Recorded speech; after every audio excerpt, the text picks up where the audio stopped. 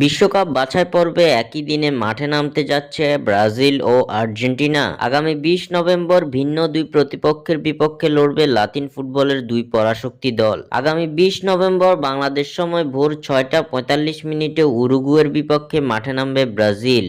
অন্যদিকে 20 নভেম্বর ভোর 6টায় পেরুর বিপক্ষে লড়বে আর্জেন্টিনা। বিশ্বকাপ বাছাই পর্বে খুব একটা স্বস্তিতে নেই ব্রাজিল ও আর্জেন্টিনা। নিজেদের সবশেষ ম্যাচে জয়ের দেখা পায়নি কোনো দলই। 11তম রাউন্ডের ম্যাচে ভেনেজুয়েলার বিপক্ষে ড্র করেছে সেলেসাওরা। অন্যদিকে প্যারাগুয়ের কাছে হারতে হয়েছে আলবিসেলেস্তাদের, যার ফলে 11 ম্যাচ শেষে আর্জেন্টিনার পয়েন্ট 22। পয়েন্ট টেবিলের শীর্ষে অবস্থান করছে তিনবারের বিশ্ব চ্যাম্পিয়নরা। অন্যদিকে সমান 11 ম্যাচ শেষে ব্রাজিলের পয়েন্ট 17। পয়েন্ট টেবিলে তাদের অবস্থান চতুর্থ। পেরুর বিপক্ষের ম্যাচে জয় তুলে নিয়ে আর্জেন্টিনার লক্ষ্য থাকবে কনমেবল অঞ্চল থেকে প্রথম দল হিসাবে 2026 বিশ্বকাপে কোয়ালিফাই করা। অন্যদিকে উরুগুয়েকে হারিয়ে ব্রাজিল পয়েন্ট টেবিলে তৃতীয় স্থানটা দখলে নিয়ে বিশ্বকাপের পথে আরো এক ধাপ এগিয়ে যেতে চায়। বরাবরই ব্রাজিল আর্জেন্টিনার ম্যাচগুলো নিয়ে ভক্তদের মধ্যে কাজ করে বাড়তি উন্মাদনা। তবে লাতিন ফুটবলের ম্যাচগুলো দেখা নিয়ে বরাবরই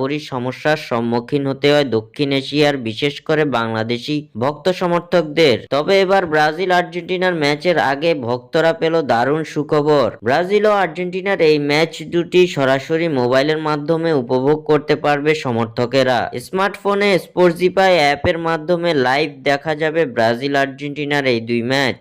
ভক্তরা চাইলে স্মার্টফোনের মাধ্যমে লাইভ উপভোগ করতে পারবে ব্রাজিল আর্জেন্টিনার ম্যাচ। স্বাক্ষর থেকে সাদবিন ইসলাম।